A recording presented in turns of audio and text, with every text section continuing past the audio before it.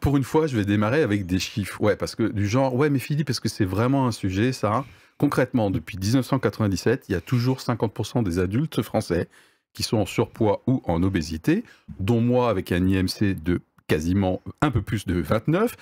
Mais surtout, pourquoi on en parle? Parce que la tendance chez les jeunes depuis 97, chez les 18-24 ans, c'est l'obésité x4 et 25-35 ans x3 selon les sites que vous trouvez sur le site de l'Amélie. Voilà. Donc bien sûr, on peut parler des solutions, c'est pas le sujet, manger mieux, bouger plus, etc., etc. Pourtant, ces solutions ne sont pas suffisantes parce que d'après les projections, en 2050, 60% des adultes dans le monde seront soit en surpoids, soit en situation d'obésité. Voilà. Donc quand même, c'est un vrai sujet. Alors notre focus, parce qu'il y a tellement de plateaux déjà sur le sujet, c'est quoi? C'est d'avoir une lecture, on assume, purement spirituelle de ce qui se passe au niveau de cette épidémie. Quelle est la lecture spirituelle au-delà des autres facteurs, comme la malbouffe, la sédentarité, etc. Et puis notre objectif, c'est que nous, sur le plateau, c'est vraiment un sujet sur lequel je suis fragile et vulnérable en tout cas. Et vous, notre audience, eh bien si demain vous êtes engagé dans une démarche personnelle de faire un peu attention, pour autant que ça dépende de vous, puisque bien sûr, nous on va se concentrer sur notre part de responsabilité. Il y a bien sûr des causes médicales, notamment de maladies au surpoids et à l'obésité, ce qui n'est pas notre sujet aujourd'hui. Notre objectif, c'est que vous partiez avec un inventaire des atouts que le chrétien aurait pour l'aider à prendre soin de son corps et à faire gaffe à ça. Le sujet, quand il est arrivé dans ta boîte aux lettres, Marianne, notre invitée du jour, qu'est-ce que ça t'a fait comme émotion principale? Eh ben alors moi, Philippe, l'émotion que j'ai eue, c'est la surprise, une petite surprise. Okay. Une petite surprise comme un petit clin d'yeux, comme ça. Je me suis dit, ah, tiens, le carême, je ne le voyais pas arriver par là. Voilà, un peu de surprise. Okay. Et puis, en fait, comme la surprise, ça peut partir après en secrète dans n'importe quelle direction. Ça peut aller vers la peur, ça peut aller vers la joie. J'attends de voir un peu ce qui nous attend, quoi. Ok, donc à la fin de l'émission, tu pourras nous dire, voilà comment ça a tourné. De toute façon, on le verra peut-être, puisqu'elle est très expressive. Vous l'avez noté. Merci Marianne. Anita, le sujet? Alors, d'abord la peur. Alors la peur, pourquoi? Parce que en fait, j'ai moi-même un problème de surpoids. Okay. Et tout d'un coup, je me dis, mais qu'est-ce que je vais dire sur ce truc qui m'embistrouille? Donc, de temps en temps, je m'en fiche complètement, et de temps en temps, je culpabilise énormément. Donc, c'est les montagnes russes. Et puis, en fait, en traitant le sujet, je me dis, mais c'est très malin de l'aborder sous l'angle spirituel, parce que, de surcroît, ça correspond à une de mes réflexions actuelles. Donc, en fait, allez, je finis sur une tonalité, si ce n'est de la joie hilarante, mais au moins de l'apaisement. Wow. Et je rappelle qu'on ne se concerte pas, les invités ou les membres permanents que je n'arrive pas à jarter, je veux dire, sont tout à fait libres de leur préparation. Il n'y a pas de censure en avant, il n'y a pas de censure après. Et moi, c'est la colère. Alors, c'est une colère qui est doublement dirigée. En fait, c'est le nouveau calcul du Nutri-Score qui a déclenché cette idée de sujet. Je ne sais pas si vous êtes au courant, mais la ministre a enfin signé ce nouveau calcul de Nutri-Score. Mais pourquoi la colère? Et en fait, j'ai les nerfs contre moi déjà.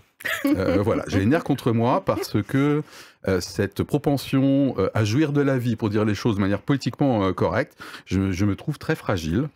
Voilà. Et puis en colère parce que en préparant cette émission, j'étais complètement passé à côté, apparemment, de cette tendance, en tout cas dans la revue de presse, comme quoi le surpoids et l'obésité, c'est normal, Philippe, c'est une maladie. Tu es une victime. Voilà. Et ça se soigne. Donc, non, mais je n'exagère pas. J'ai vu plusieurs. Voilà. Je m'inscris en faux. Je n'aime pas du tout cette tendance que je trouve par ailleurs sur d'autres sujets. Comme quoi, Philippe, c'est normal. Tu es victime du marketing, des agroalimentaires, etc., etc. Donc, c'est pas du tout un problème de discipline, Philippe. Du coup, je culpabilise plus du tout. Mais je suis pas d'accord. Je suis en colère. Tout de suite, les infos. Bon, ça rigole. Tant mieux, c'est bien. Quelle info cruciale avant qu'on donne nos opinions? Et d'ailleurs, vous êtes toujours, vous avez le droit de ne pas être d'accord. Allez, Anita, une info que tu as sélectionnée, qui te semble pertinente à partager avec notre audience. Et pour une fois, j'ai suivi la règle, c'est-à-dire que je n'en parle que d'un seul. C'est bien. Alors moi, j'irais vraiment sur le site Amélie avec le texte, l'article sur surpoids et obésité de l'adulte. Pourquoi? Parce qu'en fait, il y a des définitions, il y a une explication sur les motivations physiques, psychologiques, environnementales. c'est clair, c'est simple, c'est pas culpabilisant. Donc, et il y a tout un tas de liens pour aller plus loin sur certains sujets. Donc franchement, c'est une bonne base de connaissances. Ok, merci. Waouh, t'es très discipliné là. Ah, t'as vu, mais ça me surprend Comme quoi, les moi-même. menaces de licenciement, sans prime de départ. Ah bah oui, surtout. Comment ça fonctionnait? Comment ça fonctionnait? Ne vous inquiétez pas, chers amis, jusqu'à la prochaine fois. Le management par la peur. Marianne. Ouais, alors on va voir ce que ça donne en termes de management parce qu'on n'est pas d'accord, Philippe. D'accord. L'info du jour, moi, celle que j'ai retenue, elle est dans le petit journal de 28 minutes d'Arte. Et en fait, il y a Boris Ansel, donc qui est médecin endocrinologue, qui évoque une expression qui m'a comme ça tout de suite accrochée. Il évoque un environnement obésogène. Oh. Voilà, et auquel on est exposé, donc justement, contre lequel c'est super difficile de lutter. Il y a la force du marketing, il y a les aliments ultra transformés qui nous sont proposés en permanence. Et alors, ce qui m'a frappée, c'est au moment où cet endocrino parle d'environnement obésogène, il y a Anne-Sophie Joly qui est fondatrice, il faut que je regarde mes notes, fondatrice et présidente du collectif national des associations d'obèses. Ah oui. Et alors, à ce moment-là, elle dit, face à tout ça, face à cet environnement, elle dit, on ne fait pas le poids. Ah oui, c'est effectivement très... Et voilà, et ça m'a beaucoup parlé. Ok, très bien, merci. C'est bon, Marianne? Ouais. Bravo pour ta discipline, sur ta préparation sur cette partie. Moi, j'ai pris également une vidéo d'une émission Arte, pas la même que la tienne, je crois, qui est disponible sur YouTube. Elle date de novembre 2024.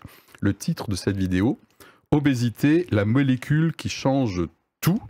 Et pourquoi j'ai pris cette vidéo? Parce qu'à partir environ de 2 minutes 55, il parle du poids du marché anti-obésité. Donc les enjeux marketing et commerciaux.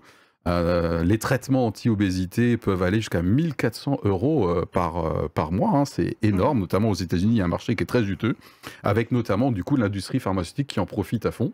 Dont Lilly, par exemple. Lilly, pourquoi j'en parle? Puisqu'il y a une grosse usine ici, dans la région strasbourgeoise, et parce que c'est un défi pour l'assurance maladie, puisqu'il y a de plus en plus de demandes pour que ça soit pris en charge par l'assurance maladie.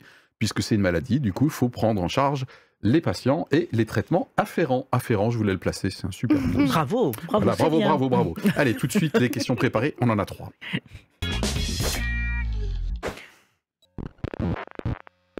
J'annonce le plan, c'est pas mal ça. Une première question un peu provoque. Est-ce que vous êtes d'accord avec l'affirmation du site de la Journée mondiale contre l'obésité qui a eu lieu, je crois, le 4 mars dernier? Ensuite, quelle lecture spirituelle de cette pandémie ou épidémie mondiale, en quoi ça devrait interpeller le croyant? Et enfin, en quoi le chrétien, dans sa démarche individuelle, serait-il mieux équipé que d'autres, avec des atouts particuliers au fait qu'il soit croyant? Peut-être qu'il n'y en a pas, on verra. Allez, première question un petit peu provoque, rapide. Je cite, donc, vous avez la Journée mondiale contre l'obésité. Le 4 mars, vous avez un site internet, ça fait partie de la revue de presse dans la description de la vidéo, et ils affirment d'emblée et sans aucune nuance comme quoi l'obésité est une maladie méconnue et multifactorielle à prendre en charge. Voilà, donc est-ce que vous êtes... comment vous réagissez par rapport à cette affirmation? Anita, c'est quoi cette grimace? Non, je te regardais. Tu me regardes et donc tu fais la grimace. Ok, je note. Alors, je pense qu'au départ, ça peut ne pas être une maladie. Au départ, c'est-à-dire quand, peut-être à un certain moment, on fait des écarts, on commence à prendre du poids. Bon. S'il n'y a pas de maladie ou de prise de médicaments... On a dit cette émission, on fait fi de la proportion de personnes qui ont clairement des déficits, des maladies, des désordres. Donc, je pense qu'il peut y avoir une première étape où ça peut correspondre parce que j'ai pas fait attention, j'ai trop mangé, pas fait assez d'exercice.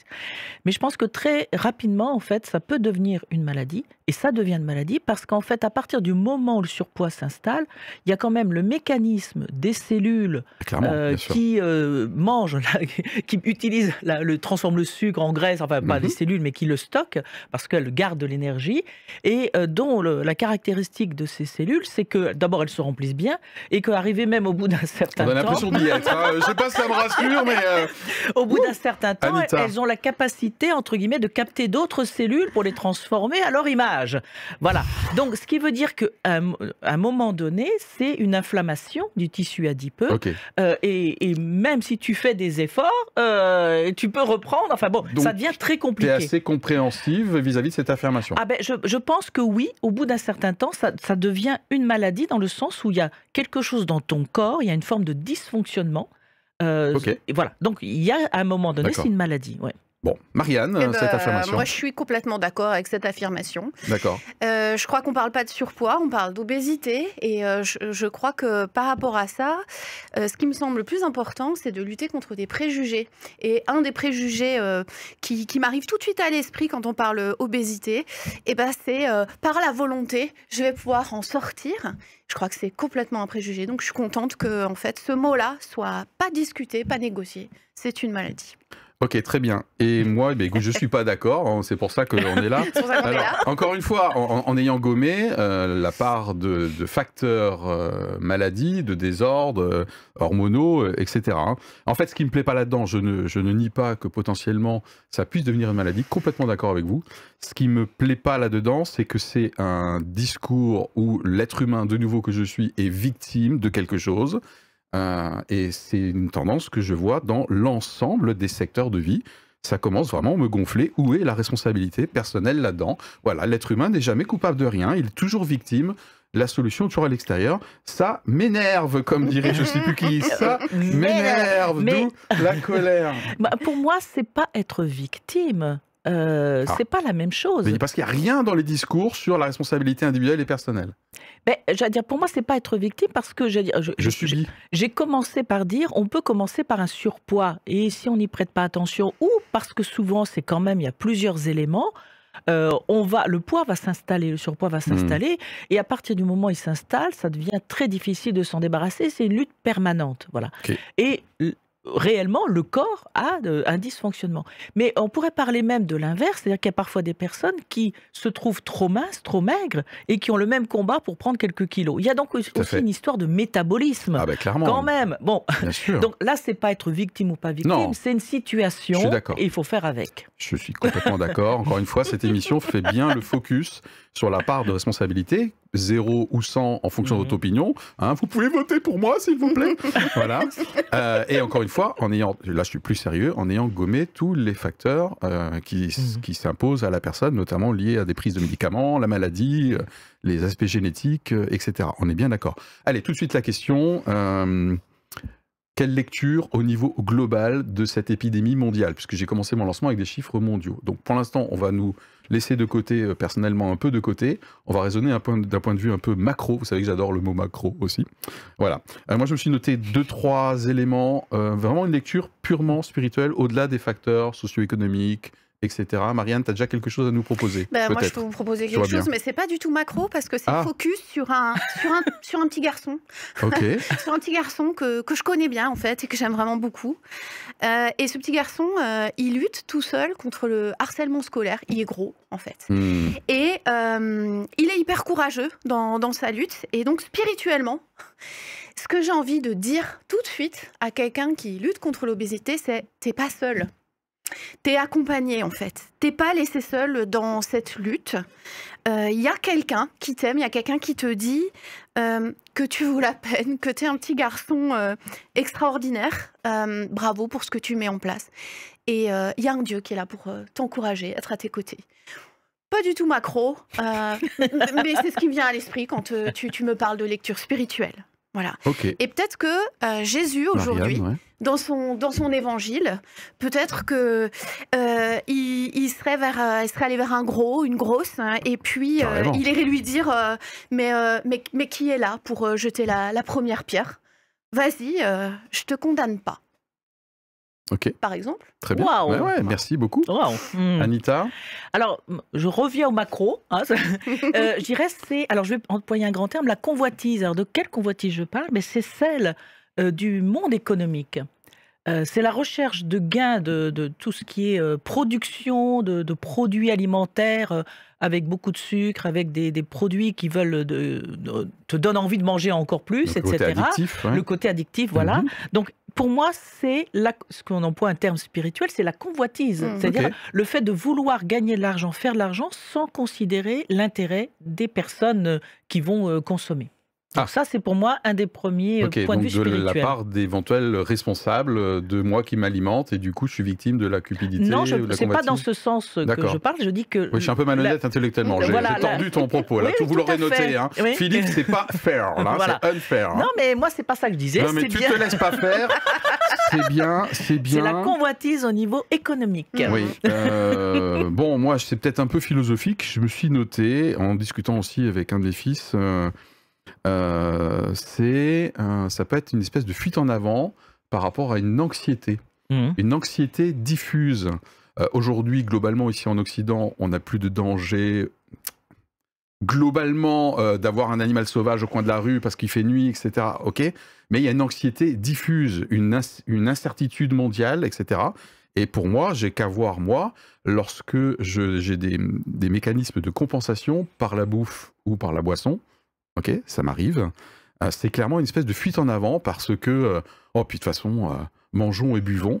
Donc, moi, j'ai une lecture un peu philosophique d'anxiété généralisée diffuse qui est différente d'il y a quelque temps et qui, du coup, peut provoquer à un moment donné un sentiment d'absurdité.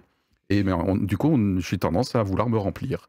Et manger, boire, ça fait du bien jusqu'à un certain stade, quoi. Voilà, ça c'est une de mes lectures spirituelles de cette épidémie mondiale, quoi. Allez, on n'a pas terminé cette question peut-être, Anita. Oui. Parce qu'en plus tu fronces Oui. les sourcils, donc. Non, non, surtout pas. En fait, je pense qu'il y a une des raisons, c'est la famine spirituelle. Ouh, alors moi je pensais être philosophe, mais là je vais rentrer dans. Ah vas-y, Anita, intéressant, ouais. Le fait de dire nous avons été créés à l'image de Dieu. Alors je Anita. sais que certains réagissent quand je dis ça, ils Ouais, n'aiment mais pas c'est une ça, émission mais voilà. chrétienne Et normale. nous sommes faits à la base pour être en relation avec Dieu. Ok. Et c'est donc un besoin aussi vital que de respirer et de manger. Voilà. Et le fait de ne plus avoir de relation avec Dieu, et même de le mettre de côté, de mettre même la dimension spirituelle de côté, fait qu'il y a une partie de notre être qui n'est pas alimentée. Et je crois que l'être humain va chercher une compensation en buvant, en mangeant, en se droguant, enfin qu'importe, ou en ayant certaines conduites addictives, pour remplir ce Un vide qui est- existentiel, Voilà, un quasiment. vide existentiel. Ok. Donc c'est pour ça que je pense que l'obésité peut être une certaine façon venir répondre à un manque, à une faim spirituelle en fait. Wow. Bah, c'est intéressant ce que tu dis. Marianne. C'est intéressant ce que tu dis. Alors, ouais, moi j'y réfléchissais un peu autrement. Je me disais que, en fait, je crois pas que l'obésité ça arrive tout d'un coup. En fait, c'est une mécanique peut-être qui est longue et une mécanique qui est très liée à la culpabilité aussi, au regard qu'on a sur soi-même. Et notre rapport à Dieu ou la spiritualité, c'est aussi un espace où on peut être libéré d'une forme de culpabilité. Et peut-être que c'est là que ça pêche aujourd'hui, en fait. C'est à quel endroit est-ce qu'on peut être allégé de ces culpabilités? À quel endroit on peut trouver un vis-à-vis aussi qui nous dit stop là, pose ton fardeau, ça va aller, quoi. Ah, du coup, je pense que ça va faire une transition avec notre troisième et dernière question qui va être quels sont les atouts potentiellement qu'un chrétien devrait avoir. Moi, le dernier point que je m'étais noté pour cette lecture un peu spirituelle, cette pandémie, ça rejoint l'anxiété, c'est l'état émotionnel. Voilà, l'état émotionnel qui influence du coup les hormones, qui du coup influence la façon dont un même aliment peut déclencher plus ou moins de sucre via l'insuline, si j'ai bien suivi mes cours, ok, d'un individu à l'autre. Donc une lecture spirituelle, c'est que l'état du monde est très abîmé sur le plan de la paix intérieure, on va dire, hein, et sur le fait d'être en repos. Mais j'avance peut-être déjà sur ma troisième question. On y va sur la troisième question, c'est-à-dire quels sont les atouts du chrétien face à ce risque de surpoids, éventuellement obésité. Anita, c'est bon, une fois, deux fois? J'ai encore plein de choses à dire, mais je peux rajouter juste un élément. C'est effectivement, à partir du moment où on reconnaît qu'on est aussi un être spirituel, ça veut dire que toute réflexion sur sa santé, d'une façon générale, et son poids à perdre, à gagner, enfin qu'importe, à mon sens, devrait intégrer la dimension spirituelle.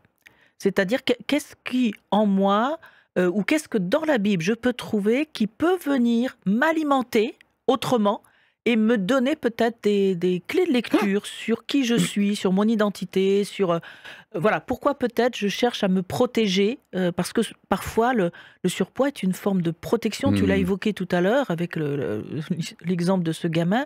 J'ai d'autres exemples, comment dire, dans mon entourage, des gens qui disent: «J'ai pris beaucoup de poids après avoir été abusé sexuellement». C'était une Mmh. manière Mmh. de Ouais. me protéger et parfois Ah. prendre du Mmh. poids, c'est une manière de se protéger et OK. peut-être qu'en allant chercher à la source de la Bible, on peut trouver d'autres systèmes de Eh bien, protection. excellente Mmh. transition. Quels sont les atouts qu'un chrétien pourrait avoir face au risque de surpoids et d'obésité? Je vais commencer. Je trouve que la Bible a un rapport très original avec l'importance du corps. Pourquoi très original? Parce qu'on n'est ni dans une religion, entre guillemets, la Bible n'est pas une religion pour moi, mais qui méprise le corps, comme dans certaines philosophies ou religions, ni qui l'idolâtre. Ouais. Voilà, donc je trouve que la Bible est vraiment un bon équilibre. Et du coup, la Bible m'incite à avoir à la fois du respect pour mon corps, et aussi un certain recul, parce que c'est une enveloppe charnelle qui va être finie. Voilà, donc ça peut être un premier atout du chrétien, de repositionner le corps à sa juste place. Voilà pour ma contribution. Marianne, les atouts du chrétien? Alors moi, un atout auquel je pense, c'est la reconnaissance. C'est, Au le sens merci. la gratitude? La gratitude, Ok. la reconnaissance, le merci à Dieu, parce que j'existe en fait et que Hmm. je suis aimée, comme je suis et donc quelque part, chaque fois que je prends conscience que je suis aimée telle que je suis et ben, en fait, je fais un pas, en direction de ma santé, alors spirituelle et Hmm. je peux, l'acter aussi par, un soin que je porte à ma santé, physique, Oui, puis je ça va avoir dirais. un impact positif sur l'état émotionnel aussi. C'est cette Ouais. paix intérieure du fait que je suis aimé indépendamment de mon poids. Exactement, exactement et Hmm. donc exprimer cette Marianne. reconnaissance, y compris, par le fait de prendre soin, de ma santé physique parce que je vaux le coup, en fait. Ah ouais, je le Bah, vaux voilà, bien pour m'intéresse. Ouais, je le vaux bien, détourner ça. un slogan publicitaire. Ok, Ouais, ouais. merci. Euh, Anita? Il y a une parole dans la Bible qui dit que l'homme ne se nourrira pas que de pain seulement, mais Ok. de toute parole sortant de la bouche de Dieu. Mhm. Mmh. Ça n'est pas magique, parce que c'est pas parce que je vais éventuellement prononcer quelques versets, ce ne sont pas des incantations, voilà. Mais je pense qu'il y a une manière de s'approprier de ce que la parole de Dieu qui peut venir nous chercher et nous donner des éléments de réponse, des déclics, des compréhensions nouvelles. Et c'est pas toujours d'ailleurs en traitant la question, mon rapport au poids, au corps, à la santé, ça peut être en abordant d'autres questions. Et en réalisant, justement, je suis aimé par Dieu, j'ai de la valeur aux yeux de Dieu, je suis accepté par Dieu et peut-être que tous les efforts que j'ai faits plus ou moins consciemment pour me faire accepter d'une façon ou d'une autre ou me protéger, peut-être qu'à un moment donné, je vais trouver mes réponses dans ma relation personnelle avec Dieu et donc dans ce qu'il dit dans la parole, quoi. Ok. Eh ben justement, ce qu'il dit dans la parole notamment, c'est que mon corps est le temple du Saint-Esprit. Mmh. Évidemment, il fallait que je la place, celle-là. Mais bravo, Voilà, dans nos c'est milieux, très bien. c'est très important. Donc du coup, le fait d'en prendre soin, et je te rejoins, c'est aussi un acte d'amour vis-à-vis de soi et vis-à-vis de Dieu. Je m'étais noté également, mais ça revient à redire ce qu'on a déjà dit, c'est que Jésus nous invite et nous offre sa paix. Voilà, et donc la paix, dans ce cadre-là, le corps est un peu le reflet de l'âme, quelque part. Et donc, la Bible nous enseigne à faire un travail sur l'être intérieur, que l'être intérieur se vivifie. Donc, c'est pas l'apanage que des croyants, hein, de faire un travail sur soi, de méditer, de prendre du recul, de faire, voilà. Mais dans la Bible, clairement, on est encouragé. Voilà, d'autres atouts du chrétien face au surpoids, à l'obésité. Une fois qu'on a gommé tous les autres facteurs, hein, on parle bien. Non, mais je prends des Oui, mais tu as raison, précautions tu as raison. pour pas trop nous faire incendie en ligne. Oui, on n'est pas sur l'approche médicale. Non, sur, pas voilà. du tout. Et voilà. Et en on même est- temps, est-ce que on est ça peut être focus. vraiment dissocié? En fait, tout ça, Ah, ça bah va mince ensemble. alors. C'est quand même le Bon. soin de l'âme. Hein. C'est le soin de l'âme. Alors, d'autres atouts du chrétien, est-ce que tu as fait le tour avant qu'on conclue Bah, peut-être, ou moi, c'est bon? un atout du chrétien, c'est qu'il est allégé, en fait. Voilà, attends, il faut que tu nous expliques là, comme ça. Le chrétien, en fait, il est libéré du péché. Donc, d'une certaine manière, en fait, il est allégé. Donc, comment est-ce que je le vis, ça? Comment est-ce que je le vis? Est-ce que je l'intègre, ça, pour ma vie, en fait? Voilà. Ça a l'air de rien, mais en même temps, je pense que c'est quand même une dimension qui est importante pour avancer sur le chemin de la meilleure santé possible, physique, mentale, spirituelle. Ouais. Ouais, ça c'est une super synthèse. Merci beaucoup. Moi, je me suis noté encore 2 points spécifiques, plus ou moins spécifiques aux chrétiens. Anita, c'est bon? J'en ai 2 aussi, mais Allez, on y va. alors, Un partout. il y a développer l'intimité avec Jésus. Ok. Et c'est le verset dans Apocalypse qui nous dit, il parle du Seigneur, et qui dit « Je me tiens à la porte et je frappe. Si quelqu'un entend ma voix et ouvre la porte, j'entrerai chez lui, je souperai avec lui et lui avec moi. » J'adore cette image. Voilà, Ouais. et je me dis, là on a vraiment l'intimité, la convivialité, la famille, enfin la proximité. Et il y a certainement un bon secret là, à découvrir dans sa relation avec le Seigneur qui vient nous donner des choses qu'on ne peut pas avoir par ailleurs. Et puis, quelque chose par rapport à la volonté, parce que bon, voilà, parfois on a besoin d'être renforcé, il faut quand même le dire. Alors, pour tout le monde, Philippiens nous dit, je l'ai pris dans Parole vivante, Dieu travaille en vous et il vous rend capable de vouloir et de faire des actions qui lui plaisent. Prenons ça, je le prends pour moi. Ok. Là, moi, je me suis noté la prière, bien sûr. Bah oui. Voilà, la prière. Ouais. Je peux prier pour mes propensions à prendre du poids du fait de mes comportements. Ok. Alors, pas une prière magique, clairement, puisque Jésus nous enseigne toujours qu'il y a des efforts et une part à faire, des efforts pratiques, je veux dire, de faire un peu gaffe. Voilà. Ça peut être une prière pour être comblé autrement. C'est souvent une prière que je fais. Qu'est-ce que je cherche Oui. à combler quand je m'écarte? Je fais des excès concrètement. Et est-ce que je pourrais pas avoir ce plaisir autrement, un plaisir spirituel d'être comblé? Et je prie bien sûr aussi pour ma discipline et la volonté, je suis d'accord. Et enfin, je me suis noté le jeûne. C'est pas l'apanage des chrétiens, bien sûr. On retrouve le jeûne dans quasiment, beaucoup de religions et également dans le milieu du développement personnel. Mais le jeûne, bien sûr, est un signe de modération ou de se priver volontairement. Ça peut être aussi un atout du chrétien. Moi, je fais un jeûne intermittent assez régulièrement. Je me passe d'un repas, je veux dire, régulièrement par jour. Voilà. Ah Donc, ouais. ouais, quand même. Ouais, quand même. Non, mais j'ai pas que des côtés obscurs, quand même. Je veux dire, je sais me tenir, voilà, à peu près. Allez, tout de suite, conclusion.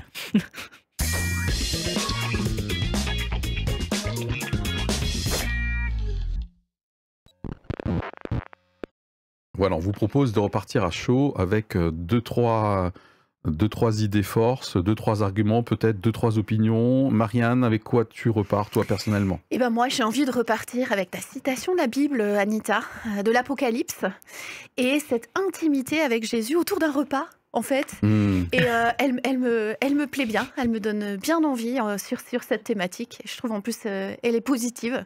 Donc merci pour ce rappel, Anita.